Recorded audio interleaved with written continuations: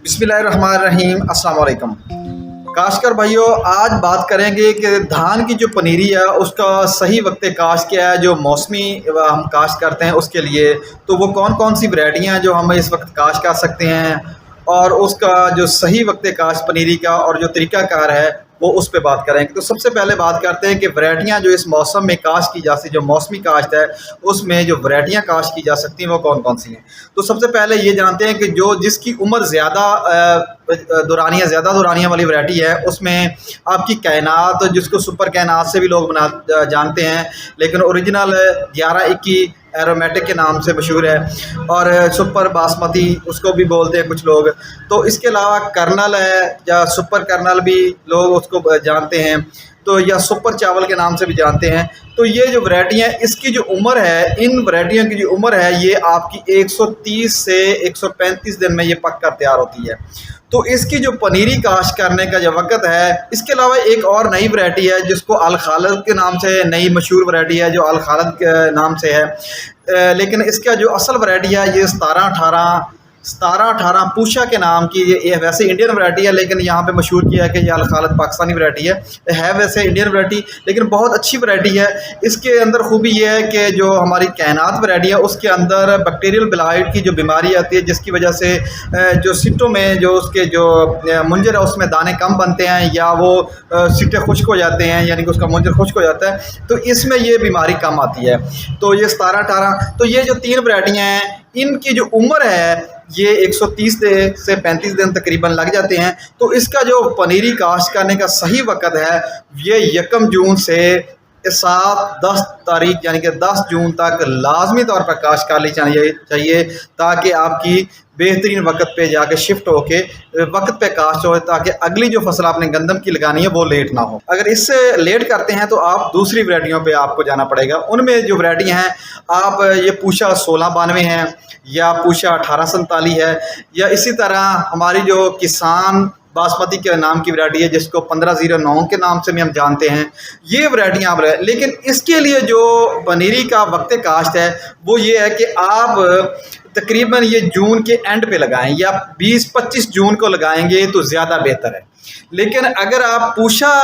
1692 लगाना चाहते हैं या आप 1847 लगाना चाहते हैं तो उसके लिए अगर और 8 दिन या 10 दिन और लेट कर लें तो यानी वो यकम आपकी जुलाई पे भी काश्त हो जाए तो वो बेहतर है, क्योंकि जो उसकी उम्र है ये 16 जो आपकी 1509 है सॉरी उससे भी कम है। तो लिहाजा आपने जो 1509 है ये 90 दिन में पक के तैयार होती है, जो आपकी 1692 है या आपकी जो वैरायटी है ये 1847 पूषा ये भी तकरीबन 80 से 85 दिन के अंदर, यानी कि ये 80 दिन के अंदर अंदर तैयार हो जाती है, यानी 80 दिन से ऊपर नहीं लेती। इसके अलावा ये इसका जो पनीरी काश्त करने का तरीका क्या है, तो वो 3 तरीके हैं काश्त करने के लिए। 3 तरीके हैं, उनमें से सबसे एक तो आम तौर पर जो जनूबी पंजाब में काश्तकार भाई है वो खुश्क तरीका इस्तेमाल करते हैं, दूसरा है दब का तरीका, और तीसरा तरीका जो है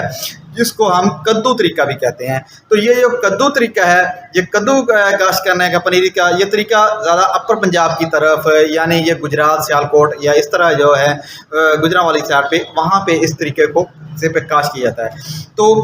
कद्दू तरीका क्या है, खुश्क तरीका क्या और दब का तरीका क्या है। तो कद्दू का तरीका ये है कि पहले ज़मीन को तैयार करके उसके बाद उसके अंदर पानी छोड़ जाती है, फिर उसको ज़मीन को कद्दू कर दिया जाता है, फिर उसके अंदर कनाल की या 10-10 मरले की जो उसके अंदर क्यारियाँ बना ली जाती हैं। फिर उसके बाद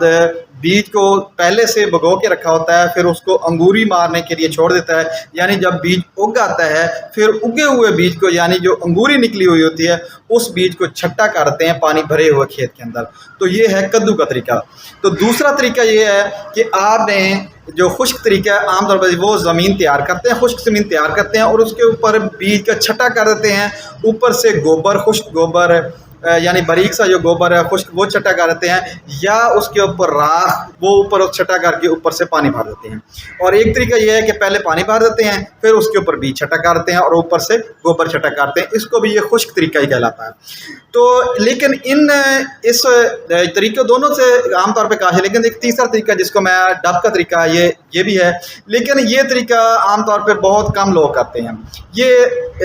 इसके बेहतर तो ये 2 पहले तरीके बताए हैं, उन्हीं पे आप अमल کر لیں. لیکن اگر کوئی ڈب کا طریقہ جاننا چاہے تو میں علیحدہ سے اس کی ویڈیو بنا دوں گا, تو آپ وہ دیکھ لیجئے گا. لیکن ان سب کام کرنے سے پہلے آپ لوگ جب بیج کاشت کا یعنی تیاری کر لی ہو اور بیج کاشت کرنا چاہتے ہیں یعنی پنیر کاشت کرنا چاہتے ہیں, تو اس سے پہلے آپ سیڈ ٹریٹمنٹ ضرور کریں. تو سیڈ ٹریٹمنٹ کے لیے 2 زہر بہترین زہر ہیں, ان کا استعمال کریں گے تو آپ کی فصل کی جو پنیری لگا رہے ہیں چاول کی یا دھان کی,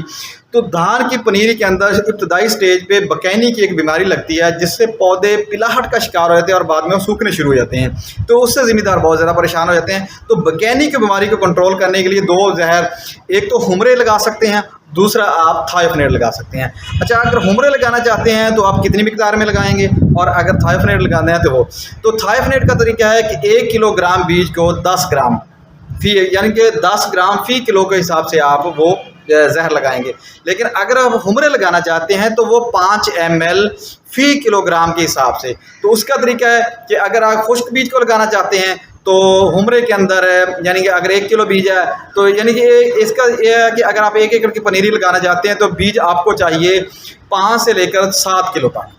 لیکن بہتر ہے کہ آپ 7 کلو بھی اگر نہیں تو 6 کلو ضرور. تو اس کے لیے 3 سے 4 مرلے ضرور پنیری کاشت کریں 1 ایکڑ کے بیج کے لیے. یعنی 1 ایکڑ پنیری کاشت کرنا ہے تو 3 سے 4 مرلے ضرور لگائیں, کیونکہ اگر آپ 3 مرلے میں لگاتے ہیں یا 2 مرلے میں لگاتے ہیں پنیر تو اگائے گی لیکن آپ کے پودے کیونکہ وہ آپ اچھے طریقے سے نہیں چلا سکتے تو پھر وہ آپ کی پنیری شارٹ ہو سکتی ہے, یعنی کمی آ سکتی ہے جس سے آپ کی فصل پوری کاشت نہیں ہوگی. تو لہٰذا آپ 6 کلو سے 7 کلو بیج استعمال کریں اور 4 مرلے تک ضرور اس بیج کو چھٹا کرائیں, تو پھر یہ 1 ایکڑ کی آپ کی پنیری ہوگی. تو دوسرا جو ہمرے کا لگانے کا طریقہ جو میں آپ کو وہ خشک بیج کو اس طرح ہے کہ اس کے اندر تھوڑا سا پانی 100 ml اور یعنی کہ 100 ml یعنی جیسے ملا کے اور ساتھ وہ ملا کے دوائی ملا کے 5 ml فی کلو کے حساب سے ملا کے مکس کر کے اس کے اوپر چھڑکا کر اس کو اچھی طرح مکس کر کے چھٹا کروا دیں. تو دوسرا یہ ہے کہ اگر آپ لیکن آپ جب بھی پنیری لگائیں تو یہ بہتر طریقہ ہے کہ آپ 24 گھنٹے کے لیے دھان کے بیج کو بھگو کے رکھ دیں, یہ زیادہ بہتر ہے. تو اس کے اوپر جو تھائوفینیڈ لگانا چاہتے ہیں وہ ڈائریکٹ ہی آپ اوپر پاؤڈر چھڑکا کے اوپر چھٹا کر دیں گے تو وہ بیج کے اندر آٹومیٹکلی لگ جائے گا. بہترین یہ طریقہ ہے. دوسرا ہے اس کے اندر آپ پنیری کی جب دوبارہ پانی لگاتے ہیں اس میں فلڈ بھی کر سکتے ہیں, لیکن بہتر ہے کہ بیج کو کاشت کرتے وقت لگائیں گے تو زیادہ بہتر رزلٹ ملیں گے. تو آج کے میسج ذمہ دار بنائیں گے اتنا ہی. مزید زرعی معلومات حاصل کرنے کے لیے کسان دوست ٹیکنالوجی یوٹیوب چینل کو سبسکرائب کریں, لائک کریں, شیئر کریں تاکہ ہر آنے والی نئی زرعی معلومات آپ کو بر وقت مل سکے. میں ہوں آپ کا اپنا زرعی ماہر عتیق الرحمان. اللہ حافظ.